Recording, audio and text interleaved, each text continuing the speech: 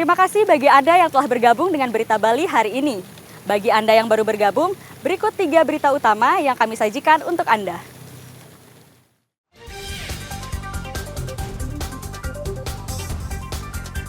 Bus tanpa penumpang terbakar di Jalan Raya Denpasar Gilimanuk, Desa Gumri, Jembrana.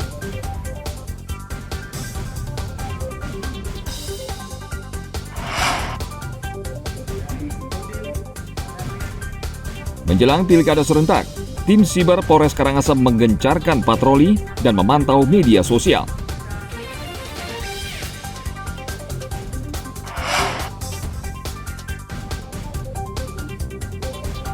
Kerajinan sarung keris khas Desa Batuan laris manis dipesan seniman tari.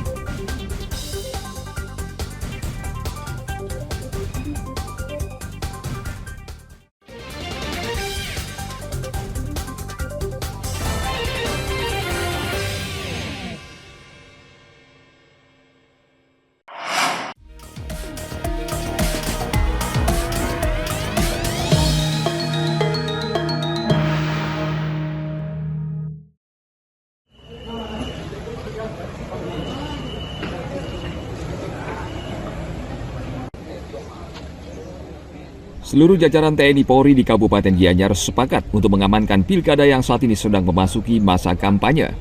Dandim 1616 Gianyar saat menerima kunjungan jajaran Polres dan Polsek Gianyar pada Senin lalu menegaskan, TNI dan Polri akan bersikap netral dan tidak berpihak terhadap pasangan calon yang berkontestasi. Menurut Dandim, kehadiran anggota Bayangkara ini untuk memupuk semangat kerjasama TNI dan Polri untuk mengawal pilkada di Kabupaten Gianyar dan Provinsi Bali. Sinergitas antara kami, aparat TNI, Polri, dan aparat lainnya merupakan salah satu kunci dalam mewujudkan stabilitas keamanan di wilayah.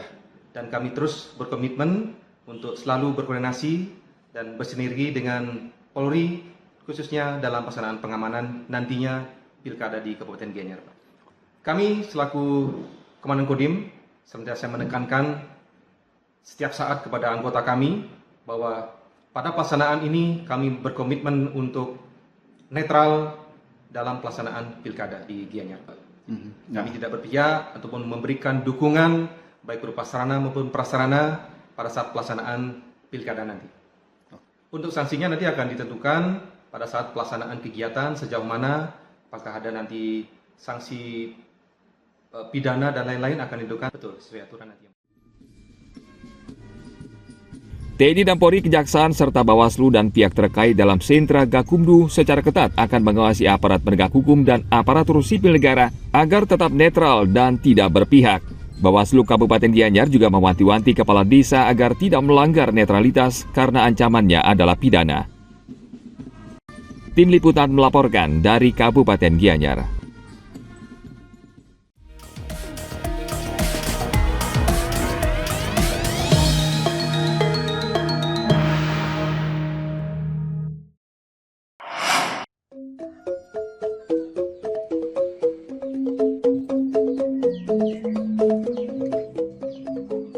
Kabupaten Gianyar tidak hanya terkenal sebagai gudangnya seniman lukis hingga perajin kayu, namun juga perajin warangka atau sarung keris.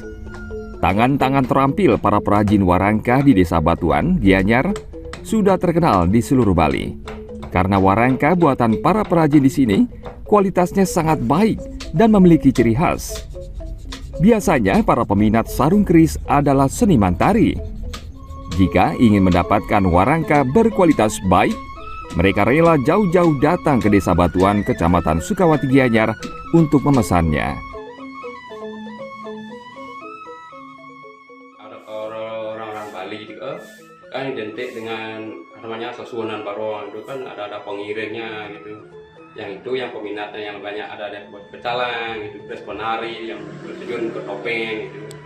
Ini ada berapa jenis warangka, Pak? Ada 6 jenis kalau untuk Balinya gitu. Apa aja itu, Pak? Ada sesengatan, ada jamprahan, ada kekanekan, ada batun poh, ada kegodohan, ada kokojongan gitu. Jadi kalau menurut Benten, batun poh yang banyak peminatnya. Kenapa itu? Karena itu antik, kayaknya antik kuno gitu. Ya. Untuk kayu, Pak, jenis kayu apa, Pak, yang Kalau digunakan? kayu, minimal kayu arang ada banyak jenis kayu. Ada kayu areng, ada kayu lepon, ada kayu sono, majagau, dan sebagainya banyak. Seperti ada pelet. Yang paling dicari Pak jenis kayu? Kalau yang paling cari itu peletnya yang paling cari. Tapi peletnya sulit yang dari itu. Sekarang banyaknya beralih ke pakel. Itu pakel karena asamnya itu.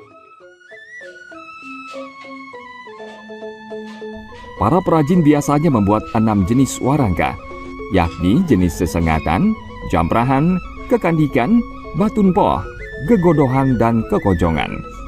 Dari 6 jenis warangka ini, batun poh paling banyak diminati karena terlihat antik dan kuno. Perajin menggunakan beragam jenis kayu, dan yang paling banyak digunakan adalah jenis kayu pelet dan pakel. Biasanya untuk satu warangka, perajin membutuhkan waktu 2 atau 3 hari. Harganya bervariasi, tergantung jenis kayu dan ukiran pada warangka. Ana Agung Gede Agung melaporkan dari Kabupaten Gianyar.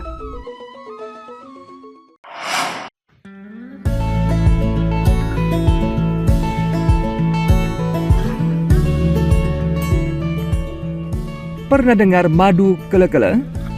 Sejak lama, madu kele-kele ini kabarnya berkhasiat bagi kesehatan. Di Kelurahan Kubu Bangli, Iwayan Edi Ruspariadi bisa dikatakan berhasil membudidayakan madu kele-kele di rumahnya. Ia menggunakan kulkas rusak sebagai sarang lebah. Edi mengaku usahanya dari keisengan melihat lebah bersarang di kulkasnya.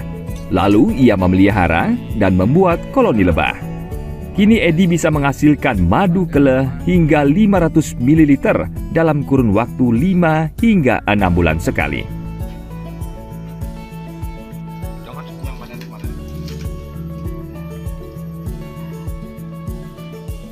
Madu kele sangat sulit dicari, jadi kita beli pun relatif juga mahal dan keasliannya juga meragukan. Ya, langkah baiknya dengan punya sarang 1 atau 2 sarang itu kita sudah bisa menghasilkan 1 botol sampai 1,5 botol sudah cukup untuk kita konsumsi.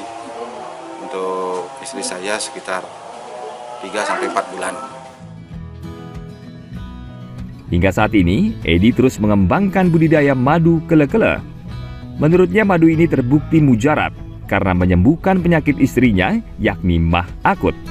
Edi mencampur madu ini dengan kunyit. Harga madu kele-kele cukup mahal. Untuk 500 ml, harganya mencapai 5 sampai 600 ribu rupiah.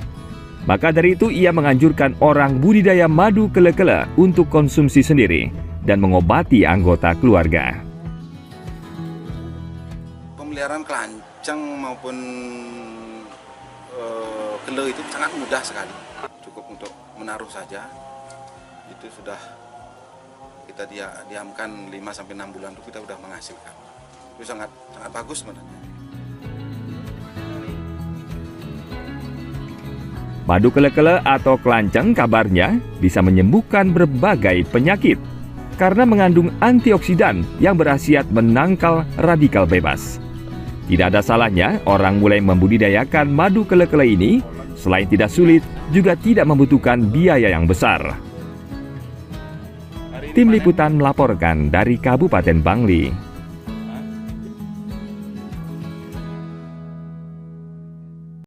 Informasi tadi sekaligus mengakhiri jumpa kita pada hari ini.